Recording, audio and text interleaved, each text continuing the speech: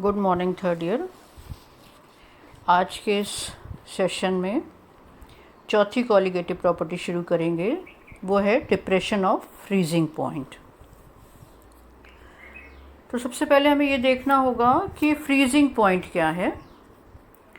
तो the freezing point of a liquid is the temperature at which the solid phase and liquid phase are in equilibrium and have equal vapour pressure, या वह ताप जिस पर किसी द्रव की द्रव अवस्था एवं ठोस अवस्था का वाष्प दाब समान होता है, उस द्रव का हिमांक कहलाता है। तो vapour pressure of a solution is less than that of solvent. आपको मालूम है कि सॉल्यूशन का वाष्प दाब हमेशा विलायक के वाष्प दाब से कम होता है। Therefore, there will be a difference in freezing point of pure solvent and that of solution। चूँकि वाष्प दाब सॉल्वेंट और सॉल्यूशन का अलग अलग है, इसलिए फ्रीजिंग पॉइंट में भी दोनों के अंतर होगा। और यह अंतर, फ्रीजिंग पॉइंट में यह अंतर डिप्रेशन इन फ्रीजिंग पॉइंट कहलाता है। This difference of freezing points of the pure solvent and that of solution is known as the depression of freezing point। और इस रिलेशन को हम वेपर प्रेशर तथा फ्रीजिंग पॉइंट, प्योर सॉल्वेंट के तथा solution के, इसको हम एक फिगर के द्वारा शो कर रहे हैं। The relation between vapour pressure and freezing point for pure solvent and solution is shown in the present figure। तो देखिए, अब इस फिगर से समझते हैं कि किस तरह से फ्रीजिंग पॉइंट में कमी आती है जब हम विलायक में, जब हम सल्यूट को डाल देते हैं।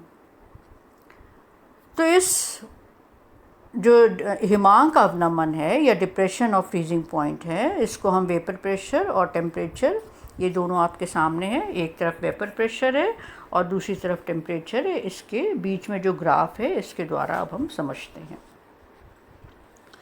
तो देखिए, ये है लिक्विड सॉल्वेंट। तो आपके सामने फिगर को आप ध्यान से देखिए। लिक्विड सॉल्वेंट का वाष्प दाब, ताप जब हम टेम्परेचर कम करते हैं तो घटता है। The vapour pressure of liquid solvent decreases. देखिए, ये वेपर प्रेशर है, तो ए बी के सहारे क्या हो रहा है, along the curve A B vapour pressure of the liquid solvent decreases as temperature decreases. तो जैसे जैसे हम लिक्विड सॉल्वेंट के वेपर प्रेशर, लिक्विड सॉल्वेंट का जो वेपर प्रेशर है, वो ताप जैसे जैसे हम कम करते हैं तो वेपर प्रेशर भी घटता है, जैसा आपको डायग्राम में ए बी के द्वारा दिखाया है।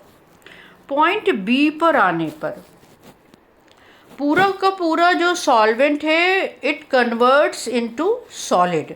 पॉइंट बी पर आते ही क्या होता है कि जो सॉल्वेंट है वो स्टार्ट सॉलिडिफाइंग, विलायक ठोस के रूप में जमने लगता है। अब जब पूरा लिक्विड ठोस में चेंज हो जाता है, इसके बाद वेपर प्रेशर बीसी कर्व के सहारे एकदम से कम हो जाता है। अब इस बी पॉइंट पर आप देख रहे हो कि जो लिक्विड है वो सॉलिड के रूप में जमने लग गया। When whole of the liquid converts into the solid, then the vapor pressure decreases sharply along the curve BC। क्यों? क्योंकि ठोस का वेपर प्रेशर बहुत कम होता है। तो इस वजह से वेपर प्रेशर जब पूरा लिक्विड सॉलिड में चेंज हो जाता है तो बीसी कर्व के सहारे वेपर प्रेशर बहुत तेज़ी से कम होता है।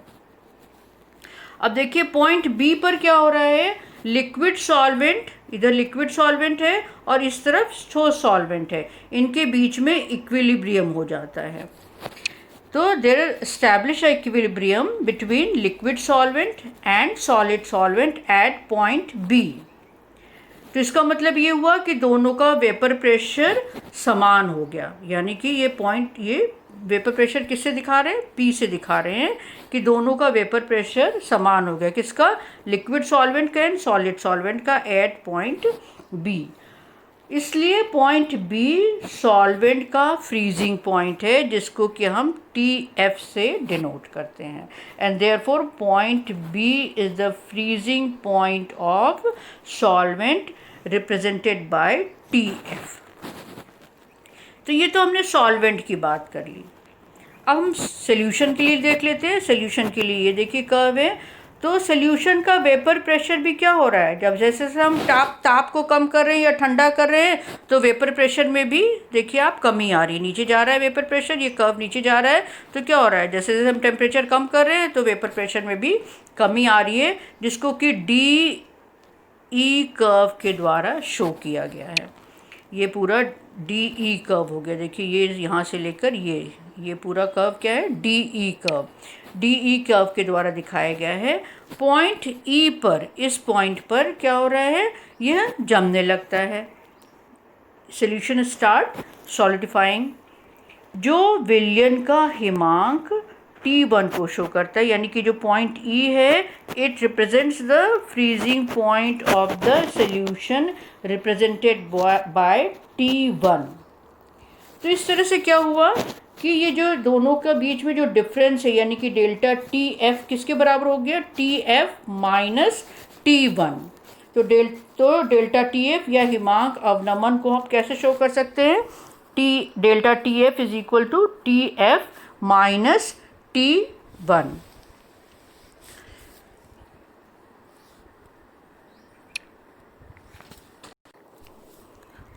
अगर आप एलिवेशन इन बॉइलिंग पॉइंट वाला कर्व अपने सामने खोल के देखें, तो आप वहाँ पर देखेंगे कि delta TB is equal to था T1 माइनस TB।